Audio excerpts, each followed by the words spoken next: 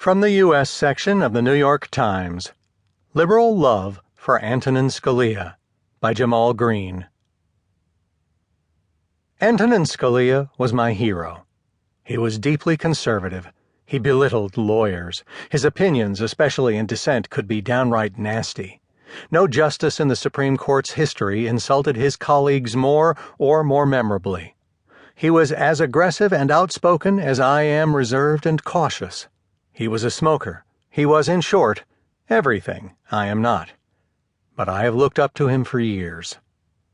I am not alone among liberal legal scholars. We think we're right about the law, just as Scalia did. We think we're right about legal method, just as Scalia did. We are prepared to defend a living Constitution just as vigorously as he defended a dead one, his word, not mine. But when we talk, no one listens. Scalia's enormous influence was not on actual case outcomes, at least not directly. For someone who sat on the court for 3 decades, he wrote few significant majority opinions. What he did was change how we talk about the law.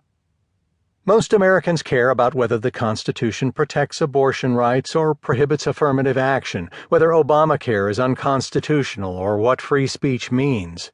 But whether the Constitution should be interpreted according to its original meaning or according to precedent, whether we should take evolving values or Rawlsian philosophy or neither into account, how we should use legislative history when interpreting statutes, these used to be issues only lawyers, judges, and scholars thought about. Today, journalists, radio talk show hosts, and regular news junkies all talk about constitutional theory. And when they do, there is originalism, and then there is everything else. No one is more responsible for the originalism movement than Justice Scalia. He made constitutional theory sexy. To liberal legal scholars, originalism looked dead by the middle of the 1980s. Academics had argued that there was just no reliable way to figure out the intentions of long-dead people about matters they had never thought about.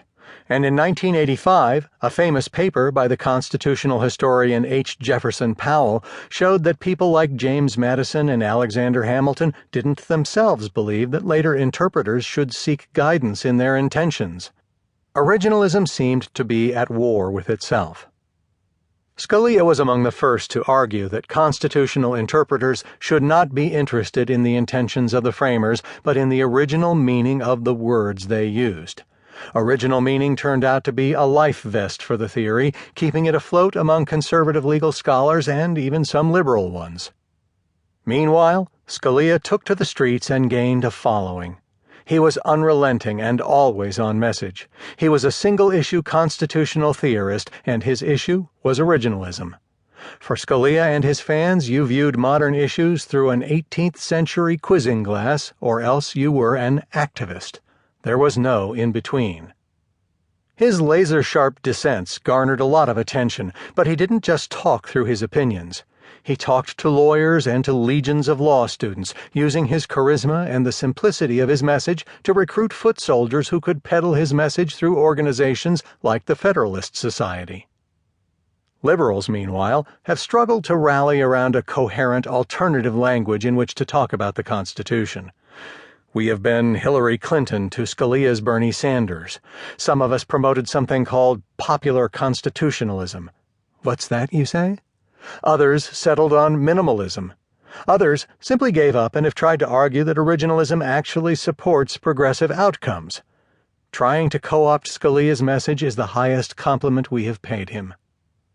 Scalia lost some panache in his later years. The elegies you will read over the coming days and weeks may not mention that, perhaps appropriately, but it was well known to close watchers of the court. His dissents were rarely witty, his jokes too many and not funny. More than occasionally, his questions at oral argument reflected inattention to the details of the record. In other words, as we know too well now, he was a mere mortal. But he will live on in as many liberal echo chambers as conservative ones. We will study his opinions, yes, but we will also study his speeches, his sound bites, his turns of phrase, and his travel schedule.